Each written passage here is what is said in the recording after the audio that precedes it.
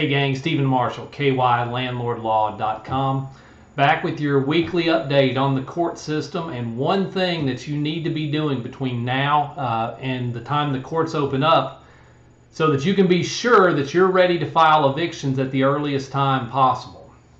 So we got some breaking news last Friday, May the 15th, that the Kentucky Supreme Court had issued an order on the reopening of the court system. And so the good news is that effective June the 1st, the courts are going to open up on somewhat of a limited basis. The order said that the courts are to resume all civil and criminal matters using available technology to conduct proceedings remotely. Okay, so that's effective June the 1st. Everything's supposed to start back up. Civil hearings, criminal hearings, but it's to be done remotely. Now, if the judge decides that a remote session is not appropriate for that particular type of matter, the judge can require in-person attendance. Okay? And if the judge requires in-person attendance, the Supreme Court's order put forth some guidelines on how that's going to work. And first part of the guidelines is that courtrooms will only operate at 33% capacity. Okay, so no more than 1/3 of the maximum number of people in the courtroom at any one time. Next, high-risk individuals, and we've discussed what that means in the past. They must be allowed to participate remotely. So that could create some issues. They're not allowed in the courtroom if they're high risk and they wish to participate remotely. Next, social distancing must be followed, 6 feet in every direction. All participants must wear masks, scarves, bandanas, or some type of facial covering that covers the mouth and the nose. Okay, that's required to be in the courthouse. Microphones, tables, and other surfaces have to be disinfected after every use. Okay, so you can tell if you're going in the courthouse for a proceeding, things are going to move a little bit more slowly. You need to be prepared to spend more time there than usual. If you have exhibited symptoms of COVID-19, or if you've been asked to quarantine, or if you've been diagnosed with COVID-19 during the last 14 days, or if you've had contact with anyone who has, you're not allowed to enter. Okay, I'll go over that again. If you've been exhibiting symptoms of COVID-19, if you've been asked to quarantine, if you've been diagnosed with COVID-19 during the last 14 days, or if you've had contact with anyone who's been diagnosed with COVID-19 during the last 14 days, you're not allowed to enter the courthouse. And then finally, no purses or enclosed bags in the courthouses unless they're carrying items that are medically necessary. Anything that you need to take in the courthouse, you need to carry it in your hand or in an open case that can be inspected just by looking at it. So those are the court's guidelines. It's going to open back up. What does that tell us about evictions? Well, theoretically, it tells us that the court should start hearing previously filed eviction cases during the month of June. Now, I don't know if that's actually going to happen in Fayette County or not. Okay, I can tell you that some counties in central Kentucky have already scheduled eviction hearings on their dockets right now. Louisville has cases for the first week of June on their docket. Jessamine County does. Scott County does. Fayette County does not. Okay, Madison does not. Woodford, I believe, does not at this point. I know several other counties do, however. So that's just a schedule. We don't know if those cases will actually move forward and have hearings or not. So it's possible that courts could wait until July to actually hold hearings on cases that were filed back during May before the closures took place. I have a meeting Wednesday afternoon on this eviction subcommittee to kind of deal with how evictions are going to go down once the court reopens. So I hope to have more information after that meeting, and I'll pass it along as I get it. But for most of you, the plan needs to be ready to file your evictions on July the 1st.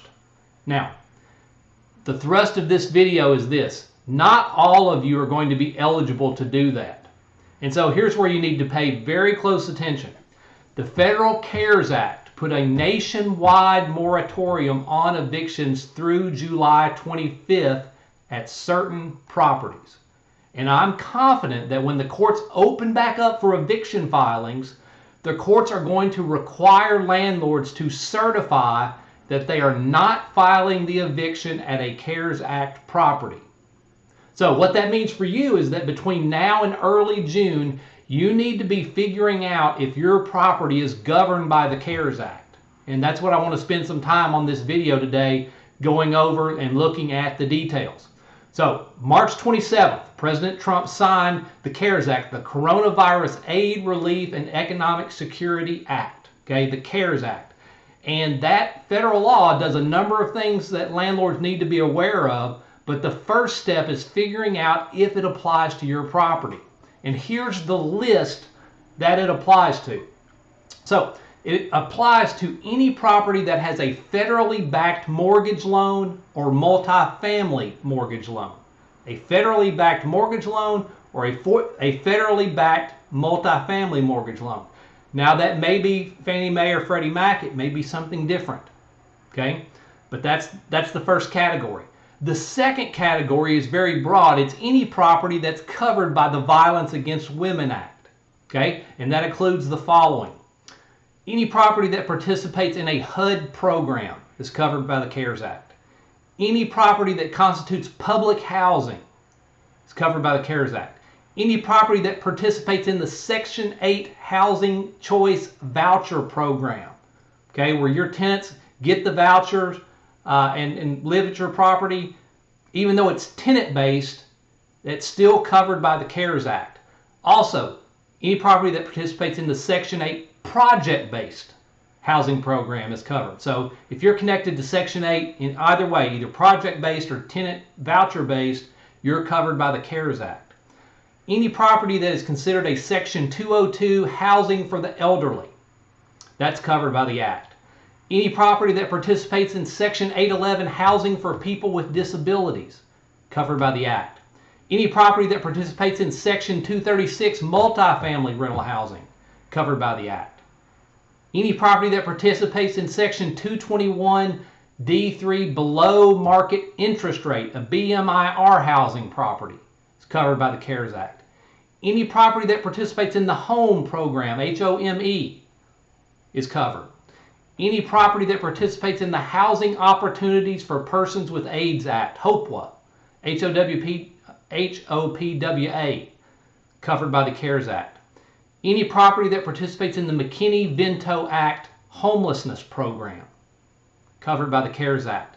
And then any property that participates in a rural development program, that's Section 515 rural rental housing, Section 514 and 516 farm labor housing, or Section 533 housing preservation grants, covered by the CARES Act. And then the last two, if you participate in Section 538 multifamily rental housing, or if you participate in low-income housing tax credit, the LIHTC program, you are covered by the CARES Act. So, most of you are going to know if you participate in any of those programs that I mentioned that are covered by the Violence Against Women Act, as participating in those programs is fairly apparent. But where it may get confusing and where you may not know about your property is whether you have a federally backed loan or not. And so in that case, my advice is to reach out to your lender to find out. Okay? And there's really three questions that they need to answer for you. If the answer to any one of these is yes, you're covered by the CARES Act. Here's your three questions. Number one, was your loan made in whole or in part, or insured, guaranteed, supplemented, or assisted in any way by any officer or agency of the federal government? Okay, if so, you're a CARES Act property. Second, was your loan made in connection with a program administered by HUD or any other such officer or agency of the federal government? And then third, was your loan purchased or is it securitized by the Federal Home Loan Mortgage Corporation or the Federal National Mortgage Association? The answers to any of these questions is yes, your property is governed by the CARES Act. Now, here's the important part. What does that mean for you? You've determined that your property is covered by the CARES Act. Here's what it means for you. Number one, You may not charge any late fees for failure to pay rent from March 27th through July 25th. Okay? No late fees, no penalties, no charges based upon the tenant's failure to pay rent. If you've been charging these fees, you need to reverse them immediately. And certainly if you've collected any of those fees, reimburse those to the tenant with interest immediately. So that's number one, no late fees. Number two, you may not take action against a tenant who has failed to pay rent until July 26th. Okay? Everywhere in the nation, the CARES Act suspends evictions until July the 25th. After that, you have to issue a 30-day notice to pay or vacate, regardless of any state law to the contrary, regardless of any lease provision to the contrary. Now, lots of you are used to giving 7-day notices to pay or vacate. If you're a CARES Act property, you have to give a 30-day notice to pay or vacate, and you have to wait until July 26th at the earliest to give it. Okay? So, let's cover some questions that I anticipate. What about evictions that were filed prior to the CARES Act? That is, prior to March 27th of this year. Those cases are not affected by the CARES Act. You can move forward with those cases as soon as the courts allow. The CARES Act only applies to evictions filed March 27th going forward. Second, what about evictions based on non-rent issues like failure to follow the rules? Again, the CARES Act does not affect those cases. The CARES Act only applies to non-payment of rent. So proceed as you normally would with giving notice and opportunity to cure in those types of cases, then file eviction if necessary in July. Next question, what about non-renewals of the lease?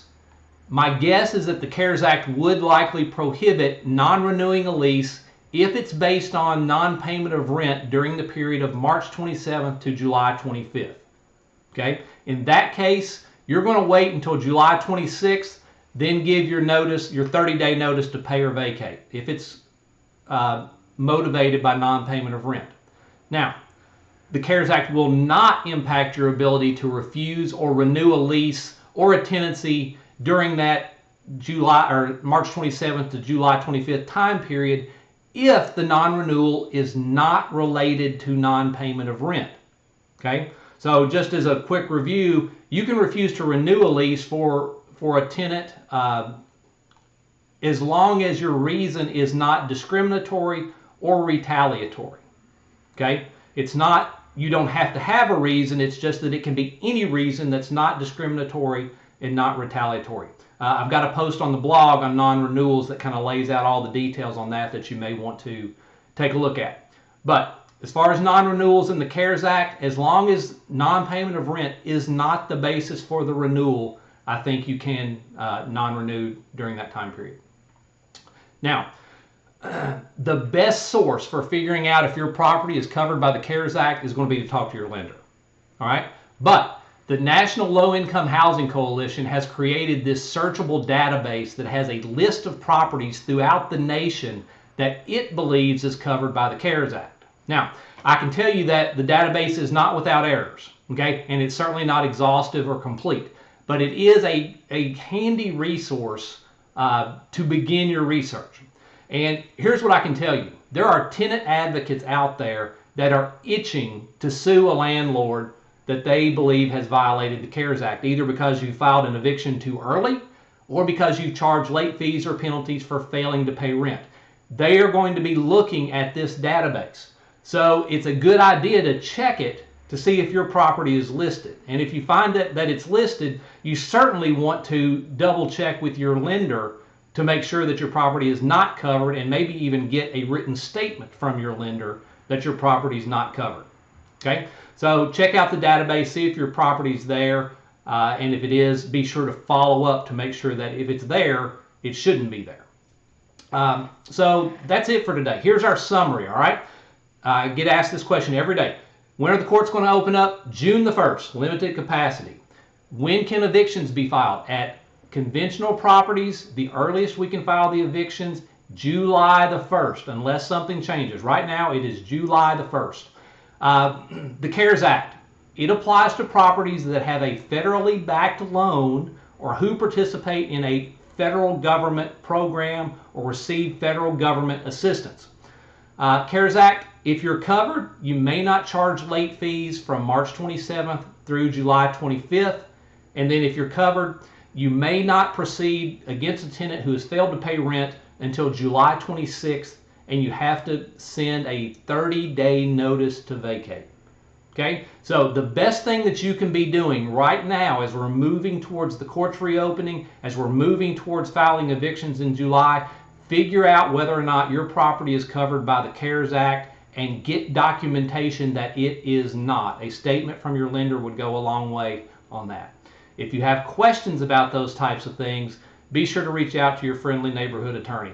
Our phone lines are still down. We're going to open up officially to the public and to foot traffic on June the 1st. But until then, smarshall@trippleslaw.com or hit me up on my cell. Hope you guys are doing well. I'm sure that we will talk soon.